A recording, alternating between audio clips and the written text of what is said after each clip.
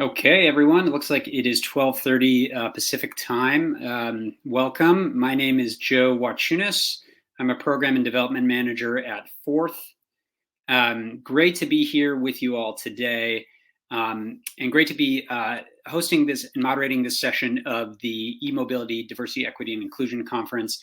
Our session title for today is Loading Up Electric School Buses, Mobilizing the Most Impacted Communities to Support School Bus Electrification Efforts. Really excited about our panelists today and our conversation. My colleague Crystal's putting in the chat room. Please feel free to put your thoughts and comments in the chat and put any questions in the Q&A for our panelists. We will be doing a roundtable discussion with our three panelists today, and I'll introduce them in just a second, but want to hear from you, want to hear your questions, and have a really great dialogue today.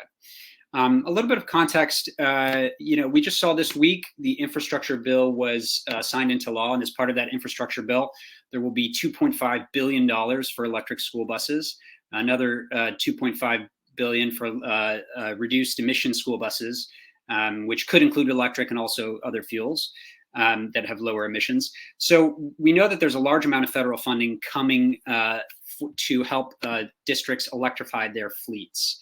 And so today we want to kind of talk about how we will be electrifying school buses, where we are, how we're going to rapidly electrify the sector, and then how we do it equitably so that communities with the fewest resources and oftentimes most pollution will be the first ones to benefit from this new technology. So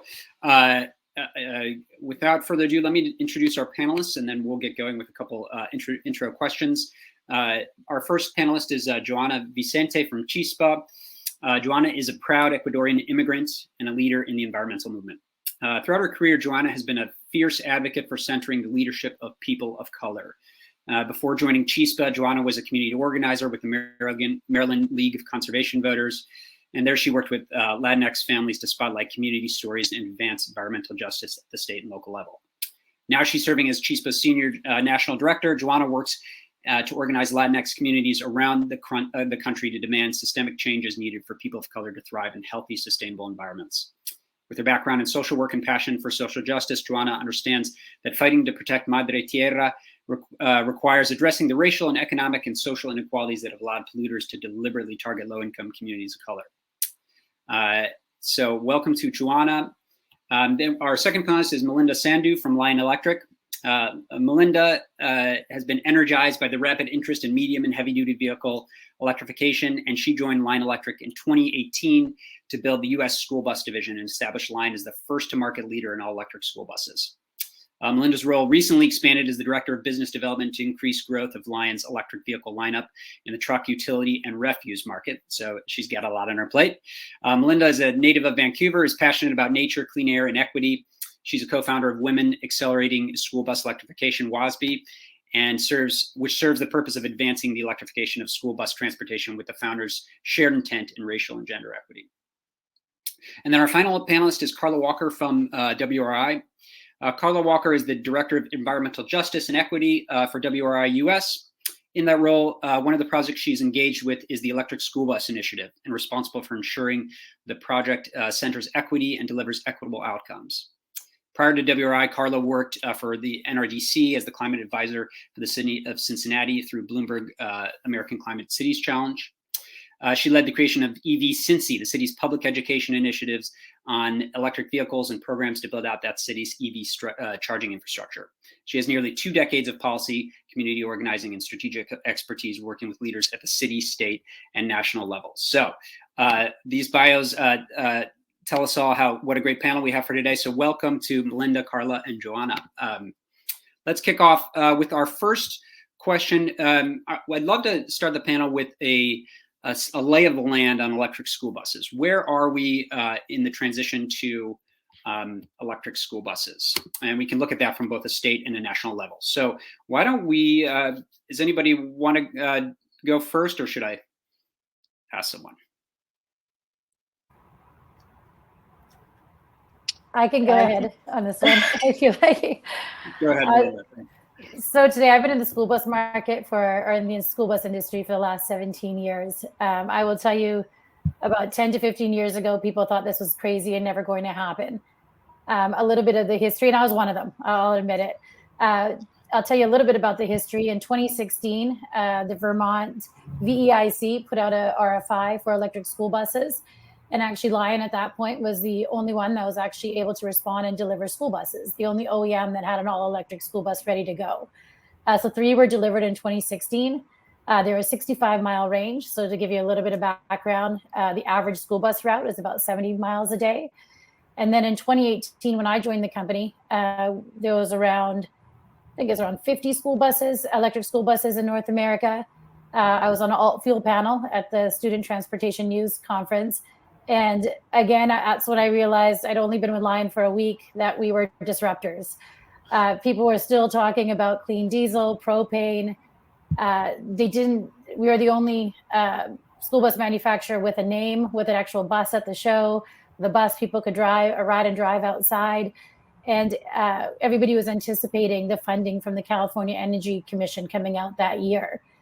And at that point, the buses could go 155 miles on a charge, so less range anxiety, and people were more acceptable to it. The OEMs on the panel we're still talking about these other alt fuels, but the audience was hungry for information on electric at that time already. So I was a little nervous, going, what did I get myself into? And today, in 2021, there's around 750 electric school buses on the road today with all the OEMs, approximately around there. There's 480,000 electric school buses on the road today, so we're still at less than 1%, a very small amount are electrified. But we see more OEMs with electric vehicles, electric school buses available. Thanks so much. That's great context, Melinda, just in how rapidly things have shifted in the last 5 years. Joanna, do you want to give us a sense of more on the state level, how things, where are we on? Yeah, and I think I'll agree with Melinda that I feel like when Chispa started working on electric school buses in 2016, like rarely anyone was talking about electric school buses.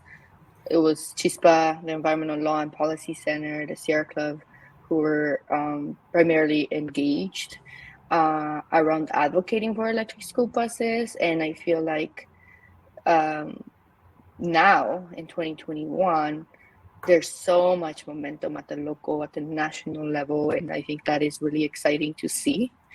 I think in my experience, I've seen a lot of momentum with like school districts being interested in electrification, and as Melinda said, hungry for information and wanting resources and support to be able to transition. We also see that, communities overall are supportive of electrifying school transportation fleets. And so, I think there has been lots of momentum over time that has been built on work that has happened on the ground with communities organizing and advocating for electric school buses. And that has led to, federal momentum and federal solutions that can really help close a gap in one of the main challenges with school bus electrification, which is funding. Thanks so much, Joanna. Carla, anything to add on where we are with electric school buses? Just to say, first off, thanks for letting me be a part of the panel discussion today. Quite excited to be with two disruptors in this industry. WRI is new to this space in terms of kind of working on electric school buses here in the US, and definitely appreciate the momentum that has been building over the last several years, decade even, with the work that Lion has been doing and Chispa. But we are seeing, right, ESBs, electric school buses in states. I think we are noting that there is at least one electric school bus in 33 of the states. So they are spread across the country. People and school districts and communities are getting more and more familiar with this new technology, seeing the health benefits of it, and realizing that it is within reach, especially with the national conversation about legislation being recently passed to help create some pipelines for additional funding. So I think what you'll see over the next several years is an accelerated, I hope, an accelerated approach and adoption rate. All right, that's super helpful. So 750 electric school buses out of 480,000. They're in 33 states, and a lot of the work has been, on the ground and getting communities. Communities have wanted these school buses, and they are, the reason that we are starting to transition to electric. That's fantastic. If we have, I love for you all to comment on the equity implications of electric school buses. Why would electric school buses be more equitable? What advantages do they have to underserved communities? And can you comment on, to date, what type of school districts are getting electric school buses? Are they the wealthier school districts? Are they the underserved school districts? So please, if you could comment on both parts of that question. And why don't we start with Carla, since you went last. So what I'll take a little bit of that in terms of the health impacts from school buses, and this is one of the ways in which equity plays a part, but not the only entry point. But we know, right, that transportation is responsible for almost 30% of all U.S. greenhouse gas emissions, and school buses represent less than 1% of U.S. transport emissions, but they are a symbolic step in the EV transition. So giving children that experience of e-mobility at an early age, but transitioning them can help enable broader infrastructure and industry changes. And what you see is that electrifying school buses brings us direct, tangible benefit to every community in the U.S., and it has immediate consequences for our children's health because of the diesel emissions that do create issues with learning abilities and the air pollution triggering asthma and other health effects. As we heard earlier from your panelists, Dr. Sakobi Wilson, and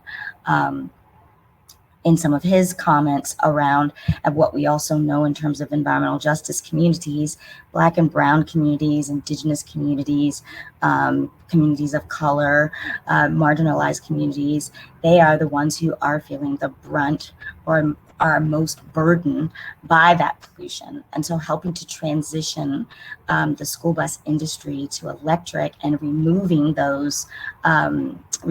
that air pollution or those diesel emissions from those communities can have a drastic effect on the health of those communities.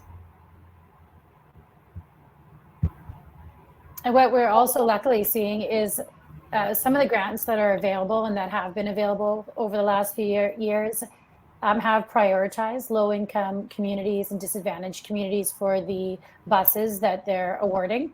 So they prioritize routes that are actually run in those communities. So there's two positives from that. Is like Carla said, I'm not sure if you specifically mentioned this, but Black and Brown kids, low-income kids are more likely to be riding the school bus, so breathing in that toxic air, but they also live in those communities that have poor air quality too. So closer to highways, closer to airports. So we want those buses to be running in those communities, and we also want those students on the buses. So luckily, we've seen some of the grants that are available prioritize those routes.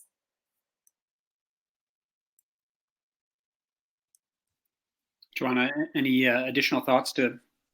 Yeah, I think connected to, I guess, more of the deployment of electric school buses. And it's so timely right now because we're seeing this federal investment on electric school buses and quote unquote clean fuels, is that the implementation of these grants is going to be so important. And so as we are engaging all of these different offices and decision makers around this, ensuring that the grant programs that are created, the programs that are really centered on how this money is going to be distributed, that those are centered on equity and in creating good paying jobs is going to be so important. And so I feel like something that we are focusing on as Chispa, and also with the Alliance for Electric School Buses, is on those pieces. What does implementation look like, and how do we center those school districts that are the most impacted by air pollution, that are low income, etc. And so there's a lot of different indicators, right, of how that can be decided, but ensuring that that's top of mind is going to be really important. And then also thinking about the different needs of school districts, and noting that for some school districts, the school bus and the battery and the charging station is not enough. They need technical assistance, training, guidance, right? And so how do we ensure that those things are also front and center, so that the school districts will feel overwhelmed as this funding is coming through? John, I'm so glad that you mentioned the jobs piece, because I think a lot of times, especially when you start talking about equity in this situation, you're talking specifically about like what's happening at the local level with the school districts, but there is an important jobs piece up and down the industry. So when you're looking at the equitable transition here, you're thinking, and what we're thinking at WRI is, how do we look at every aspect of that ecosystem, and looking at it from an equitable lens, right? So what we've been thinking and what we've been doing is working with partners like Chispa to work on delivering equitable outcomes across 5 interconnected areas. 1, aggregating demand to drive mass procurement of electric buses, and bringing that industry to a tipping point by working with the school districts and partner organizations on the ground. We're looking at scaling e-bus manufacturing, so working with manufacturers to catalyze any innovative business models, delivering and developing innovative utility and private sector financing models to support the smart charging infrastructure deployment, influencing federal and state policy makers so that we can really unlock the public funding and policy support for electrification of these school bus fleets. And then, of course, galvanizing communities and stakeholders for that equitable, comprehensive shift. But it's a comprehensive kind of approach that we all should be taking to kind of deliver this equitable transition for the communities, and also centering those communities that need it first and foremost. If I could just add to something, Carla, I'll tell you a little tidbit. It's something that affected me just when you're talking about diversifying who you're speaking to. A couple of weeks ago, we were in DC for the Chispa and Electrification Coalition, had an EV event with the Department of Transportation. We had a spare day the day before, so we were invited to go to a high school in Montgomery County and talk to some students and bring our bus out there. And we talked to their environmental science and a couple of physics, AP physics classes, way above my head. But we were like, this is exciting, right? When high school kids get to see the bus and ask questions. It was probably one of the best takeaways and comments I've ever gotten in my career. I teared up. The principal, while she was thanking us to come out there and the students were engaged, she thanks us to come out there, but she also mentioned how she's never seen some of these students so engaged and responsive. The electric buses outside, they got to ask questions, their teachers were there. But she also mentioned how it was the first time a team had come in there that actually mirrored what her students look like. And I looked at her because I've never had anybody actually say that to us. And I looked at my team that was there, my technician, our government relations, executive level, another woman transportation director that was there with us. And it really made me kind of drew that, as a person of color, you think you're pretty aware of things, but I've learned so much just being in this industry and sustainability and about equity, that you don't really realize these things make a difference. And for most of these K through 12 kids, their first vehicle, if not their second vehicle, is going to be electric. They're probably going to be working in these fields. And and be our future technicians and executives and presidents and directors. And I realize how important it is. It's not only the vehicles that we bring out there and bringing these school buses and grants, but it's also representing what the community looks like and who you're talking to and diversifying who you're speaking to. This isn't the old ICE companies, these aren't these eternal, it's not your grandfather's dealership. This is different, it's innovative, it's technology, and we need to educate kids about these things too, that they can be, and they probably will be working in this sector, and these green collar jobs are something we need to familiarize them with. So I thank you both I know I've seen both of your work on this topic, but now I'm being a part of it too, and it's really exciting for me. It's very personal. Thanks, Melinda. Thanks, everyone. That was really great. I guess building on that, and then one follow-up to that, and then we'll get to some of the Q&A questions. So I encourage folks to put their questions in the Q&A. What are the green collar jobs that will be associated with this rapid transformation of electric school buses? Can you guys speak to that a little bit? Wow, I know WRI is always hiring too, so I'll give her a plug on this. I won't just say we are. When I started, there was 0 experience centers. We have, I think, 8 now. We have a factory opening in Chicago or in Joliet, Illinois, that's going to be the largest medium and heavy duty factory in the US dedicated to electric vehicles, for medium and heavy duty vehicles. There is jobs at the executive level, technicians. There is no, we're working with local colleges to actually build out that expertise in high voltage mechanics and technicians. It's endless, and it's endless on the spectrum of from grassroots to NGOs to OEMs. There are so many different jobs and careers that are available to students. And actually, that was another takeaway, that some of the questions that the high school students had to us is it's been a bleak 2 years for them. We're being at home. Teachers actually asked us to speak about that because they wanted to give them some optimism about their graduating in a couple of years. They weren't at school for a year, and what are their possibilities? And there was a lot of questions around that. So that's from an OEM perspective. There's job postings in our ecosystem, including with Joanna and what Carla are doing at WRI. It's endless. Yeah, I'll just say thank you for that, Melinda. It's great to know that from the OEM side of things, you all recognize and see that up and down the supply chain, there are opportunities to bring new and diverse employees into this space. Outside of that manufacturing realm, and I'd love to hear your take on this too, Johanna, there are jobs like, policy jobs, we need researchers, analysts, folks who are in the advocacy space that are pushing on different levers to make sure that transition takes place.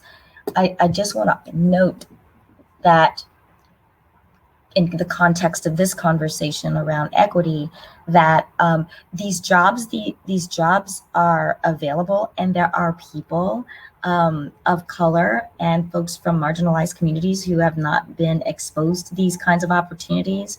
And so there needs to be some intentionality in making those connections, right? And understanding that students from various backgrounds may not necessarily have what are traditional technical skill sets, but they have that lived experience that can add to that employee or that job that they are seeking. So I think we just need to make sure that, it's great to talk about these things, but the real work, or some of the real work in making sure that this equitable transition takes place, is for us to be deliberate about identifying the barriers that exist, and then kind of destabilizing those barriers and working towards figuring out how to bring people into those spaces. So, a little intentionality. Yeah, I definitely Agree. And I'll just say I'm not a labor expert, so I come from what I've learned along the way. But I feel like, focusing on the creation of jobs, on how do you create jobs for the communities that are most impacted, and at the same time ensuring that they're good paying jobs is really important. And yeah, there's like so many jobs in different sectors, even within the school districts, right? Technicians, like different things like that. And so I think making sure that we balance, okay, how these jobs, the creation of these new jobs, but also ensuring that they actually are able to be family sustaining jobs is going to be really important. Perfect. Okay, thanks so much. Okay, I'll get to our first Q&A question from Holly in the chat. She's interested in the vehicle to grid component of electric school buses. So I'm not sure. I imagine, Melinda, you could speak to that. Maybe we'll have you go first. Could you share where we are with vehicle to grid? Talk a little bit about what it is and what the potential that school buses have, and then how does that relate to equity and increasing access to school buses for underserved districts? So currently, I think we're involved in 5 different vehicle to grid projects today. I'm not involved in those. We have actually a technician team that deals with that on a daily basis. You caught me off guard there, and how it would pertain to equity. I would say, give me a second on that one. Give me a second on that one. You caught me off guard on that question. I have to think about that for a sec. Carla, do you? I was just going to say it's definitely something that we are exploring and looking into. Like, there isn't an awful lot of research that I'm aware of that kind of looks at the equity intersections of V2G. But offhand, it would be like, how does that technology get used for communities that need that, that might need that additional service, or that needs that energy service, and especially communities that are maybe feeling those communities that are experiencing extreme heat, and they might need additional energy power boosts in the summer. It could be for those communities that are also experiencing extreme weather fluctuations, and their grid might go down if there is their power might go down if there's a flood. And so if you could look at where the vulnerable communities could benefit from V2G technology, that would be something that I think is kind of an area that is definitely worth exploring more, and definitely worth researching more. I'll add to that I think there hasn't been enough investment in V2G or even vehicle to building technology right now. And I think there needs to be so much more, because the potential is incredible, right? And especially when we're thinking about community climate resiliency, and what does that look like? I think that there are really, there's a lot of potential there. And I'll also say, in terms of like deployment, it's, how the school districts are implementing electric school buses, that we do have to be careful about, I guess, requiring school districts to look into vehicle V2G or V2B technology, because it just adds another barrier to electrification of school buses. So I think it is, V2G is important, but we also have to think about, let's not add even more barriers for low-income school districts to get benefit from electric school buses. Yeah, I'll definitely echo that sentiment, John. Go ahead, Melinda. And just, I guess what Carla had mentioned, I guess it is a conversation we just had earlier today regarding low-income communities in the southern states, where there's sometimes schools, I guess I forget about this, that school buses and schools are used in those circumstances when there's, I guess, a hurricane shelter, or in some of those low-income communities don't, this is what we've been hearing about in the last couple of months since the infrastructure bill, have poor infrastructure right now, poor grids. So the buses can be used, for instance, the conversation was to power up hurricane shelters, or where communities would go in case of extreme weather. That is a conversation we have had for vehicle to building, deployments. And I just personally haven't been involved in those, but we were talking about, there are some grants available right now for small, I think it was a USDA grant is for communities less than 20,000. And then another grant called the Innovation Prize program that's out right now too. And that is also for lower income communities, but it will be, people are always looking for grants that are not in California for other states. So that those are a couple of funding opportunities for communities in those states. Okay, great. So maybe to sum up, the one equity implication around vehicle to grid would be this vehicle to building idea, where the energy stored in a school bus could power a school when it turns into like a community hub during an emergency. And I'm just wondering, just to maybe close the circle on vehicle to grid, and I think Carla talked about this as well, are there financial incentives that from vehicle to grid charging, where the battery in the bus is helping power the grid, and then maybe the school is earning money? Would those financial incentives help districts electrify their fleets more quickly? What do you all think about that? I guess, sorry, go ahead, Carla. I was just going to say that makes me think about Johanna's comment a little bit more in terms of just being very careful about layering, even though these incentives might come across as benefits for communities that are strapped for resources. And I don't mean just financial. I mean, human resources, like actual people who are doing this work in some of the school districts that are resource poor. It's a challenge to try and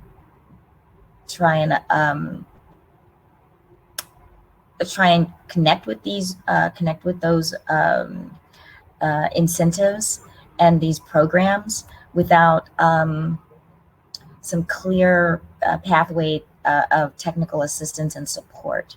I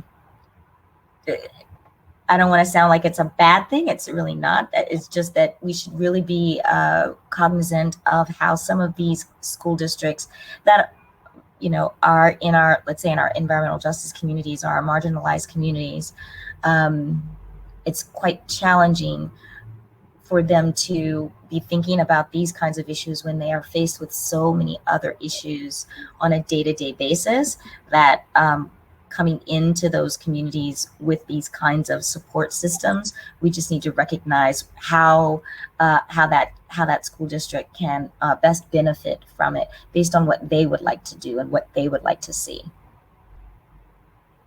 Yeah, absolutely. I think you're absolutely spot on, Carla, that V2G, it might be the next step. The first step is possibly transitioning, and then also meeting districts, these other needs.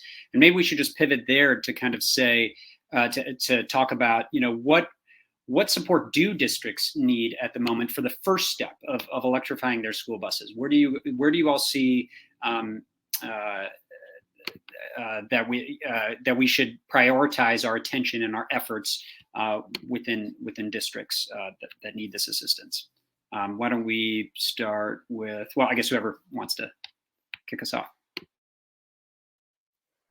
Well, I can tell you that when we first started, everyone's probably heard about the driver shortage in school transportation. So a lot of people that would traditionally be making these decisions as transportation supervisors or transportation directors are often on the road in a bus driving a route these days. So when we had begun, we have a line grant team that offers grant support, filling out, really providing a school district everything they need and making sense of some of these very complicated grants. Some of them are very complicated and are numerous pages. And so we started with just providing the line grant team. And now it's evolved after 3 years to Line Energy, which is for infrastructure. I think one of the questions we had earlier was about regarding utilities, or talking to your district electrician. Like a transportation director has never had to do that. So now we've put these cogs in the wheel that we can have a grant support, line energy support with infrastructure, and being the liaison and asking the correct questions, or providing a district the questions to ask their electrician regarding their current panels, what they have, how to talk to a utility, what questions need to be asked for utilities. So those are some of the support functions we've built in. Beyond that, I think it's also speaking to their superintendents, to board members. Sometimes alone, a transportation supervisor at a district can't make this decision. They need some education from the top down in their community, in their counties. So we've been supporting them with that information and education and data. I think we might get to that later, but there's a lot of data that's available after running school buses for the last 5 years across the country that we want to supply districts so they can help make the transition.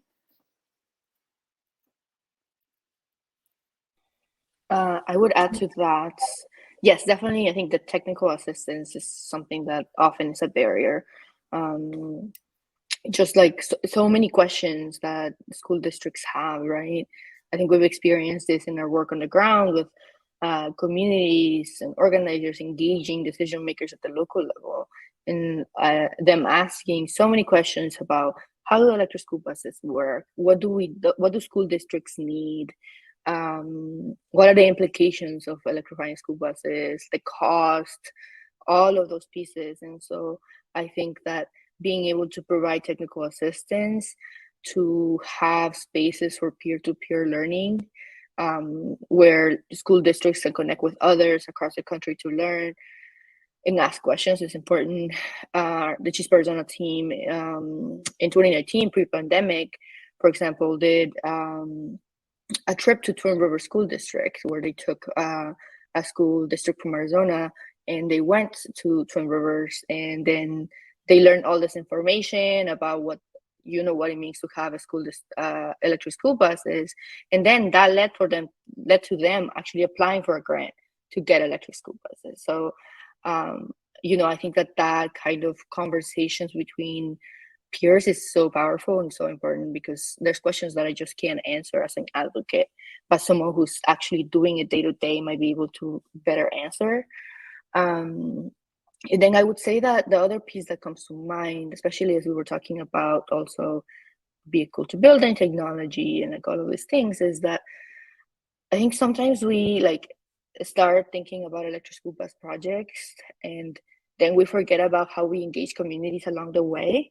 And so ensuring that, school districts, whoever the decision maker is engaging communities in terms of what their needs are, and more holistic needs beyond electrification, right? Some parents are really worried about the bus routes and school buses not getting to the pickup point on time, and seat belts, and there's different conversations and different concerns. And so how are those concerns addressed in the process of electrification is really important, so that you can think about a more holistic approach to electrification.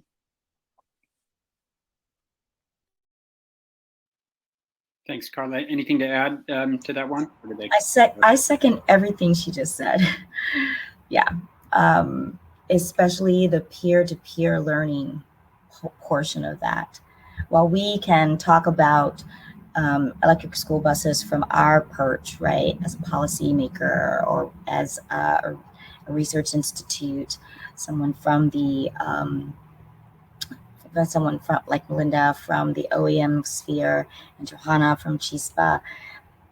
If you're a fleet manager at, school district X, you're going to want to talk to a fleet manager at school district Y, and they'll be speaking the same language, especially if that school district can share their experience about how they were able to navigate the waters of understanding and learning electric school buses and some of the benefits, navigate the waters of the political minutia that you have to go through.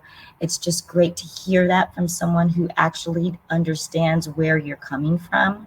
I think that's critically valuable. So yeah, I definitely second everything that my two co-panelists just said. Great, fantastic. Linda, anything to add before we get to Mitchell's question in the chat? Yeah, I think when I was speaking about data, I think what we're saying is connecting peers. I think some of the information that they have out there is questions that a school transportation director might be asked from their CFO or CBO, and that they might not realize that that information is already available out there. Some districts, with their grants that they've received, either from the EPA or a local state grant, have had to actually collect data and keep data that's gone as far as the temperature of the bus when it was brought in the afternoon, the range, how it charged, what the temperature was overnight, the state of range in the morning. So really a lot based on performance in diverse weather. There's some districts in Michigan that have actually collected data on total cost of ownership and cost per mile versus diesel, propane. And these are just directors that would do exactly what Carla is saying, is speak to other directors and share this information. They love, most people, the early adopters, the pioneers in this, they love this opportunity to be able to share their information because they are very, very excited about it. You know, school transportation doesn't really get a positive light. You really hear about, my bus was late, bus didn't show up, driver shortage. This is one moment for them to really shine and say they're making a difference. So I know a district that actually is even posted on their website, they're in Missouri, about their greenhouse gas reduction versus their combustion engines. So there's a lot of data on some technical maintenance savings, operational savings that's available. So if anybody needs those connections, just let one of us know, and we can provide those people for anybody that wants to talk shop. As you were talking, Melinda, something else that came to mind was that I feel like, at least in the past year or so, there has been so many different ownership models for electric school buses as well. You know, you have Montgomery County that has a very different ownership model than perhaps New York has, right? Or Twin Rivers. And so I feel like there is a need for providing information about the different ownership models and what the equity implications are with each, that I feel like is not necessarily in one place. But there's going to be a lot of learning about like the different models of ownership and implementing electrification. And it would be great to have something that the school districts can look at to determine what works best for them and the community that they represent. I agree, Joanna. That's a very common conversation we have internally too. And I think financing and these conversions and looking at having financing opportunities, low interest rates. When people think electric is a wealthy, you think of a Tesla, or we have this conversation. It's only for those communities. Well, that's not the case anymore. When you're looking at a 12, 15-year lifespan of a school bus, you could actually look at the fleet over 15 years and your total cost and converting the entire fleet. So I'm glad you brought that up. I did make that note based on something that someone had said in the chat, but there are those options available. And I think it's important for people to know that your state or county does not have to wait for that one grant to come out. There's other options that your administrators would find really appealing, or your board members, when you're looking at your total lifespan of your bus and the fleet's overall operations. I agree with you. Great. Well, that's fantastic. We're getting a ton of questions in the chat, so we've got 17 minutes to try to answer as many as possible. Mitchell has a two-part question. The first part is just how can municipalities assist schools in getting electric school buses, so cities and towns, and then possibly the one we can focus on a little bit more, what stakeholders are important to have at the table when they're getting a district's getting their electric school bus transition underway.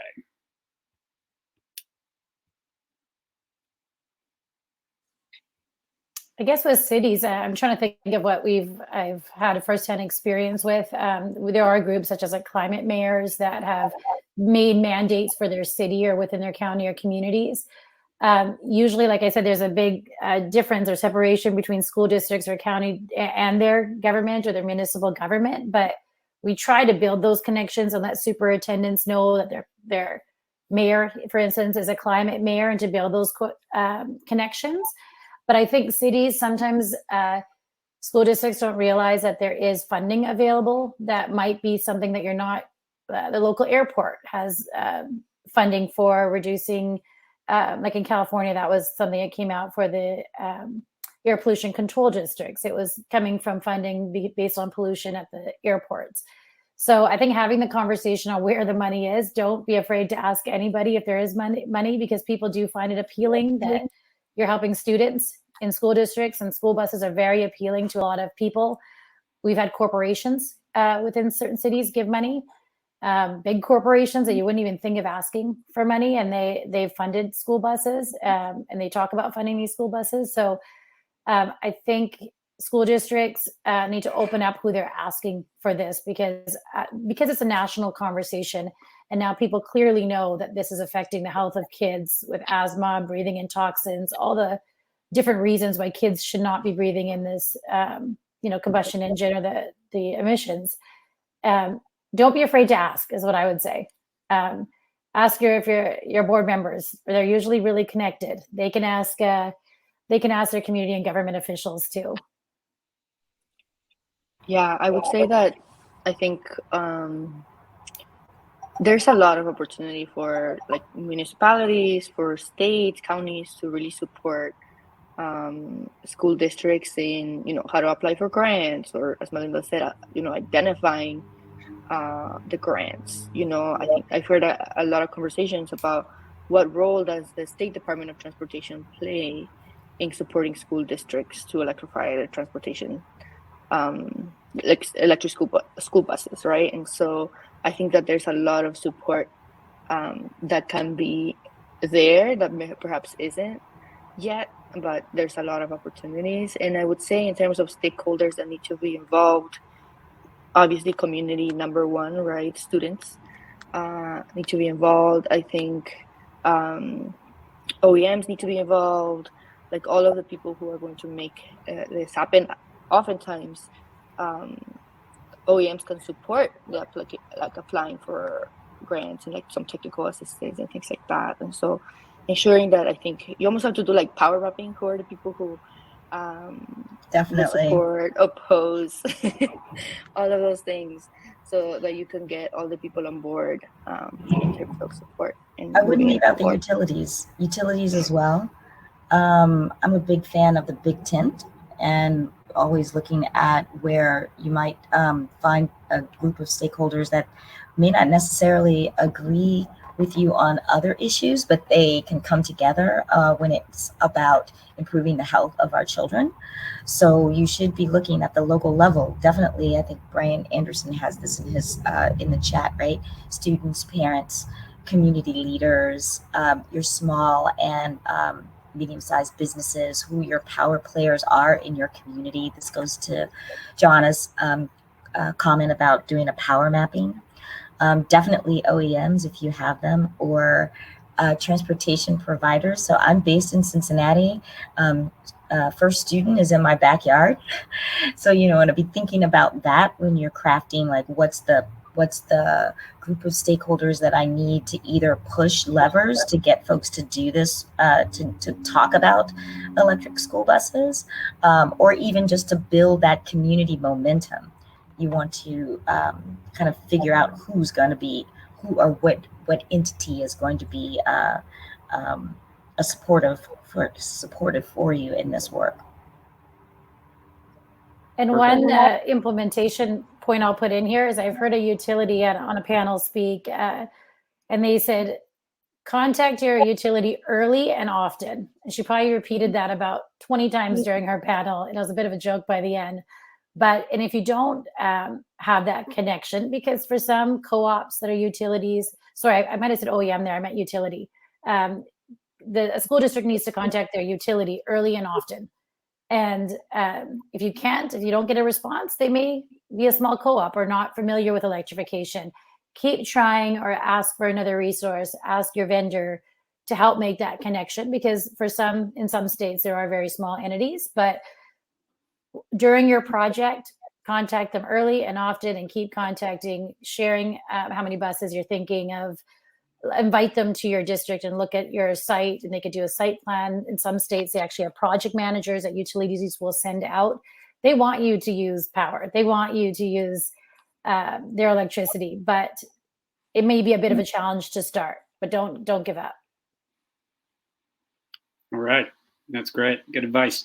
Okay, I think this next question from Brett, I think we've covered mostly, but maybe if anyone has any final quick points on the barriers that school districts are facing beyond cost. We all know that cost is the biggest barrier, as Joanna mentioned. Any other barriers we just want to highlight quickly? Well, you could say cost, but now that there's so much data out there, you got to look at the upfront cost, yes, but you have to look at the total cost of your bus. When I started with the company, I really feel like people used to say that the 3 times the cost of a combustion engine. But now that there's so much information available out there, I really recommend people look at their total life cycle of their bus. The other one is just the myths that are out there. Like I was saying earlier, before we started the panel, the performance in cold weather. These buses are running and have been running for up to 5 years in Minnesota. Times where you wouldn't even think school should be in session when there's snow on the ground in New York, in Michigan, Ontario, Quebec. They're running in cold weather in Alaska, in a number of states, and they've been running for a long time. So there's some myths that are out there that need to be busted. And also getting, in an earlier panel, they talked about consumer EVs. You can get getting butts and seats is important. Getting people to drive an electric school bus. They're available to you. We can bring them to you. They're your neighboring district. Joanna mentioned Twin Rivers. One of their grants actually has them, they loan out their bus to neighboring districts for them to use it for a week. So there are buses that are available to you for your district and your drivers to drive. Great. That's great, Melinda. Really good list. Joanna and Carla, any other quick barriers before we go to Darnell's question?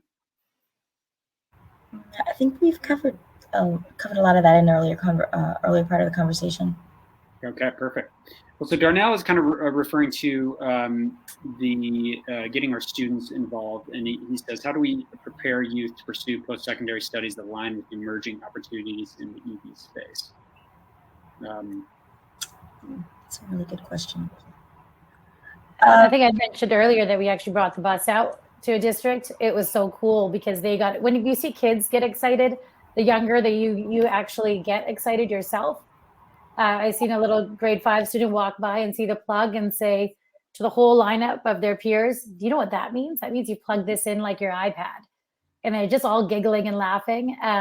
But also working with local colleges and even high school shop classes. Like I was saying, we went to see a physics, environmental science, getting kids familiar that these vehicles are out there, but also helping with curriculum, knowing that these are their future careers. Helping colleges to build this curriculum out there. This is new. We can't go out there to a pool of high voltage mechanics and technicians and find them. We're building them ourselves. So going out there and starting with the youth, and what I would love to do one day is all of our school districts to have electric buses, just like we did in Maryland, but bringing them to their shop classes, to their physics classes, and exposing them to what they already have at their school district. Exposure is key. That's what folks did, at least when I was growing up, for the arts.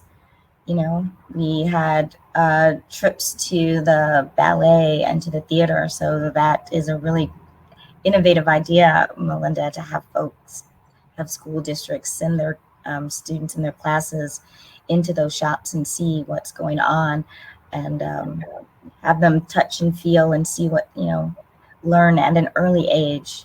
I think that's a wonderful idea. I think, Carla, didn't WRI do an animation on electrification too? Was it your group that did that? It's possible. I'm 4 months into WRI, so if that was prior to July 19th, I'm not familiar with it. And then like one of our colleagues did a children's book on electrification.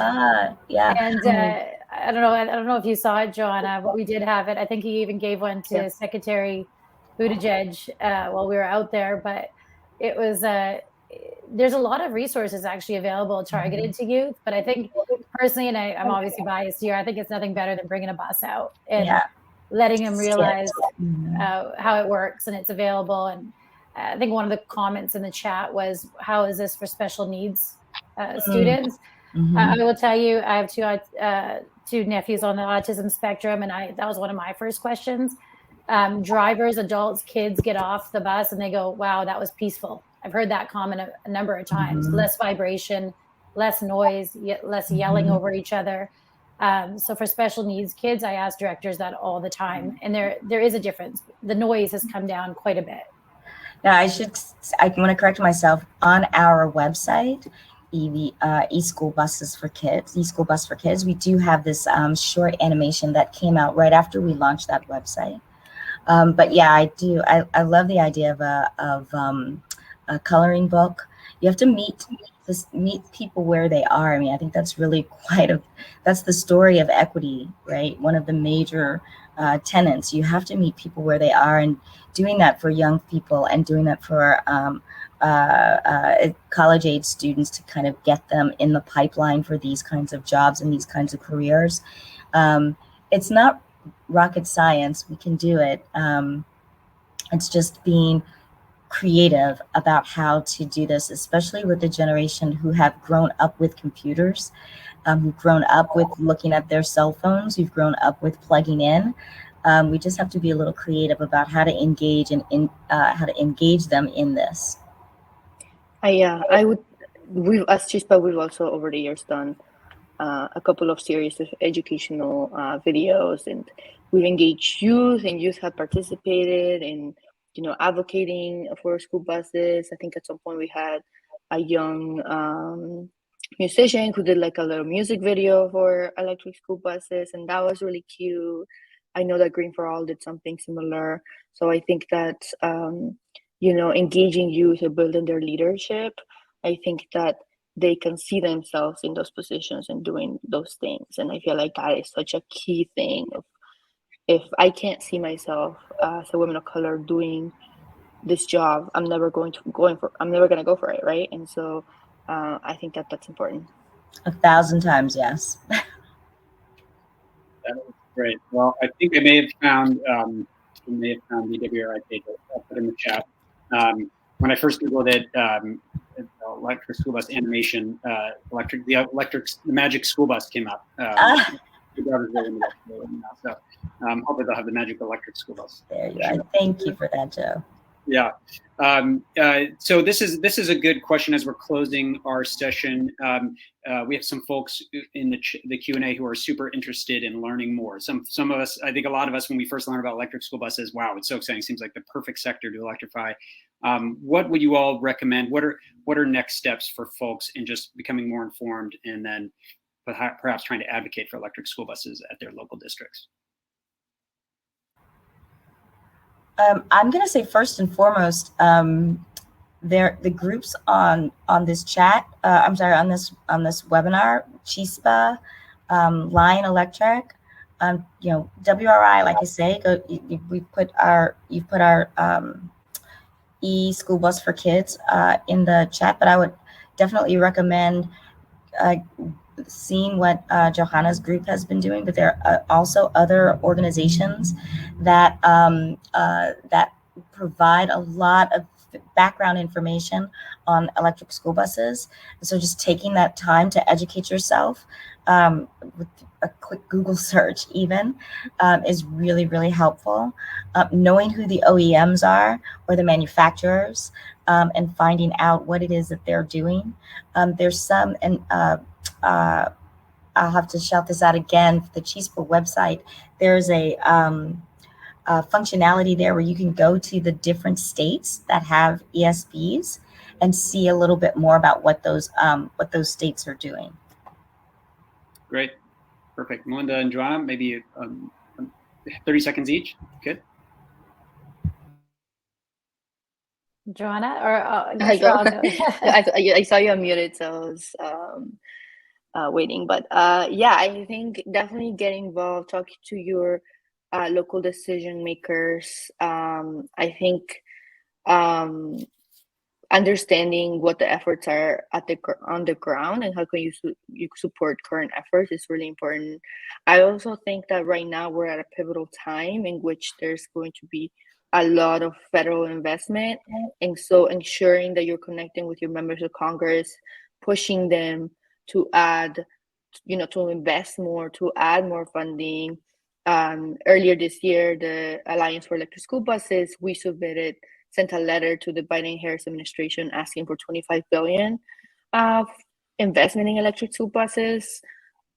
What we've seen right now, it's a great first step, and it will get more school buses on the ground, but we know we need more investment. And so ensuring that when you're talking to your local electeds, that you are naming that is really important. And lastly, I'll say, if there's no efforts on the ground in your communities and you see this important issue for your community, then, start your own thing. Engage with local parents and students and see what can be done. The New York LCV and the New York Alliance or Coalition for School Buses, they released this really cool guidance of how you can start your own campaign. And I think that's really exciting as well. I agree with you. I agree with you, Joanna. I think over the pandemic, we finally met each other in person a couple of weeks ago. But the one thing I've noticed in the last couple of years is there isn't everyone can be an advocate. It doesn't matter if you're the technician or the student riding the bus. We've seen Holly from Miami-Dade Unified, or school district in Florida. She's an 8th grade student, be an advocate. She's convinced her school board to go electric. Actually interviewed her and brought her into our Women Accelerating School Bus Electrification group there. But you could be a parent, an advocate, working at the district. Everybody can be an advocate. There's enough information and funding and resources out there available to you to bring an electric school bus to your district. It doesn't matter, kind of closing the gap with a circle here on equity and why we're all here. We want to bring this technology and these buses out to communities that don't expect someone to bring a school bus out to their community or this type of technology. We're 100% dedicated to electrification. So if anybody needs that resource, or I think someone did ask for resources, please reach out to us, any one of us, and we can give you names, data, even bring a school bus out to you or let you know when you might have one. They're in 33 states from what Carla said. There's a good chance that your district, just like what Joanna mentioned, like Twin Rivers, opens their door up to you as a advocate. Doesn't matter if you work with the district or not, to show you the electric school bus and share what they've done and how they've created their fleet. There's people and resources available to you. So don't think that your community can't be served. They can, and there's people fighting for you. And there's a lot of women, I realize, that are behind this, including a group called Moms Clean Air Force, that have been awesome bringing this information out there. Their women are really concerned with their students and their kids riding in zero emissions buses. So let us help you. Well, that's a fantastic and hopeful message to end on. I want to thank our panelists so much, Melinda, Carla, and Joanna, for such a great session. Thank you all for joining us. We hope you have a fantastic rest of your e-mobility, diversity, equity, and inclusion conference, and we'll catch you in the other sessions. Thanks so much, all. Thank you. Bye-bye. Bye.